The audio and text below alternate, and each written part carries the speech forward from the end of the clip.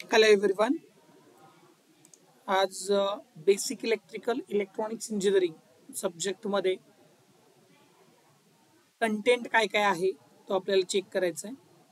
त्याच्यामध्ये इलेक्ट्रिकल आणि इलेक्ट्रॉनिक्स असे दोन पार्ट आहेत. टोटल 6 कोर्स आउटकम मध्ये फर्स्ट 3 कोर्स आउटकम हे इलेक्ट्रिकल आणि नंतरचे 3 कोर्स आउटकम हे इलेक्ट्रॉनिक्सचे आहेत. तर डिप्लोमा फर्स्ट इयरच्या मुलांना फार बेसिक गोष्टी या सब्जेक्टमध्ये शिकायच्या आहेत.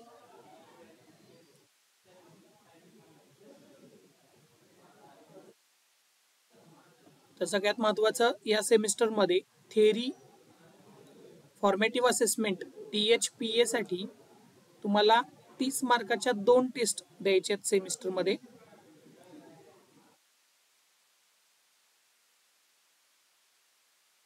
आणि प्रॅक्टिकल फॉर्मेटिव्ह असेसमेंटमध्ये तुम्हाला मिनिमम मार्क्स सिक्युअर करायचे, अदरवाईज तुम्ही डिटेन होऊ शकता त्या सेमिस्टरसाठी.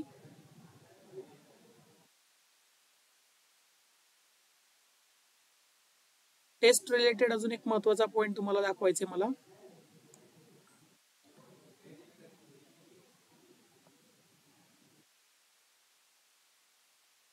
या सब्जेक्टसाठी तुम्हाला सेल्फ लर्निंग मध्ये तुम्ही मायक्रो प्रोजेक्ट करू शकता किंवा तुमचे टीचर्स तुम्हाला असाइनमेंट देऊ शकतात.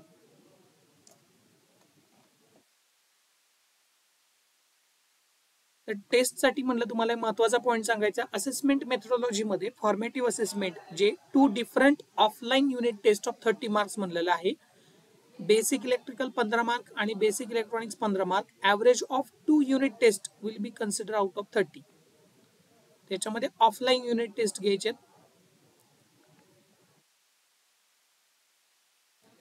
फॉर्मेटिव्ह असेसमेंट जे लॅबोरेटरी लर्निंगचं आहे ते 50 मार्क्स आहे. बेसिक इलेक्ट्रिकल 25 मार्क्स आणि बेसिक इलेक्ट्रॉनिक्स 25 मार्क्स.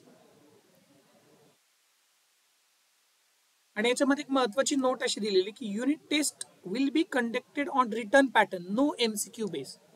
ज्या तुम्हाला 2 युनिट टेस्ट द्यायच्या आहेत तर त्या रिटर्न पॅटर्न वरती असणार आहेत. पण जी तुमची फायनल 70 मार्काची एक्झाम आहे ती मात्र होताना एंड सेमिस्टर असेसमेंट ती ऑनलाईन MCQ एक्झामिनेशन आहे. एंड सेमिस्टर समेटिव्ह असेसमेंट 50 मार्काचा असेल. बेसिक इलेक्ट्रिकल 25 मार्क आणि बेसिक इलेक्ट्रॉनिक्स 25 मार्क. या जे टोटल 6 युनिट आहेत तर बेसिक इलेक्ट्रिकल फंडामेंटल हा युनिट नंबर 1 14 मार्क्ससाठी आहे. त्याच्यानंतर इलेक्ट्रिकल मशीन 12 मार्कांसाठी आहे आणि इलेक्ट्रिकल सेफ्टी आणि प्रोटेक्टिव्ह डिव्हाइस हा 10 मार्कांसाठी आहे. याची टोटल तुम्ही ऍडिशन केली तर हा इलेक्ट्रिकलचा जो पार्ट आहे हा 36 मार्कांसाठी आहे आणि जो इलेक्ट्रॉनिक्सचा पार्ट आहे हा तुम्हाला आहे 34 मार्कांसाठी. तर दोन्हीची ऍडिशन केली तर 70 मार्क्सचा टोटल आहे. याच्यामध्ये सिलेबसमध्ये काय आहे बेसिक गोष्टी त्या शॉर्टमध्ये बघूया आपण. आणि त्याच्यानंतर प्रॅक्टिकल्स कोणते परफॉर्म करायचे हे आपण या व्हिडिओच्या पार्ट 3 मध्ये बघणार आहे.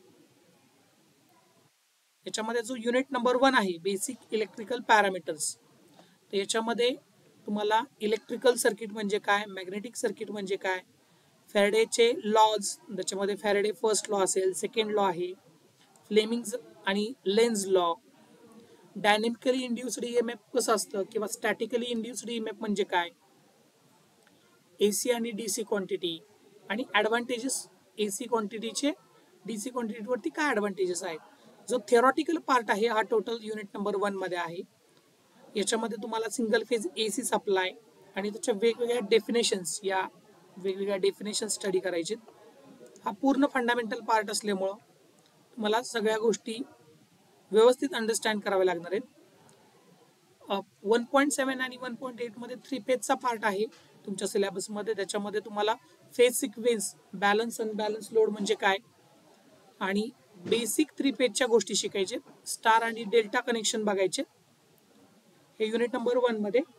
युनिट नंबर 2 मध्ये electrical machines, transformer working principle हा मला युनिट नंबर 2 मध्ये स्टडी करायचा आहे.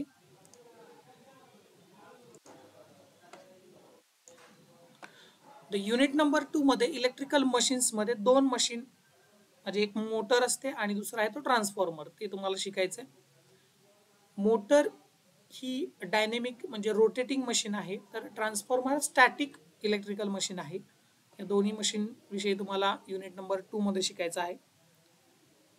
युनिट नंबर 3 मध्ये इलेक्ट्रिकल सेफ्टी आणि प्रोटेक्टिव्ह डिव्हाइसेस. तर सेफ्टीसाठी फ्यूज, स्विच फ्यूज युनिट, तुमच्या घरी वापरत असणारे MCB, ELCB किंवा जे आपण अर्थिंग करतो, अर्थिंग युनिट नंबर 3 मध्ये शिकायचं तुम्हाला. Measurement of earth resistance, I रूलनुसार इन अर्थ रेजिस्टन्स कसा मेजर करायचा ते एक त्याच्यामध्ये शिकायचं आहे. युनिट नंबर 4 जो आहे तो स्पेशल पर्पज. तर युनिट नंबर 4 पासून तुमचा इलेक्ट्रॉनिकचा पार्ट स्टार्ट होतो. Special purpose diode and their applications. त्याच्यामध्ये पहिला 4.1 जो आहे तो झीनर डायोड आहे. LED शिकायचं आहे तुम्हाला.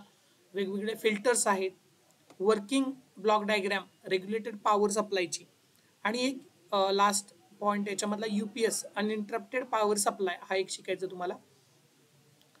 युनिट नंबर 5 आहे तो ट्रान्झिस्टर वरती आहे. डायोड एक बेसिक स्टडी केल्यानंतर तुम्हाला ट्रान्झिस्टर शिकायचंय.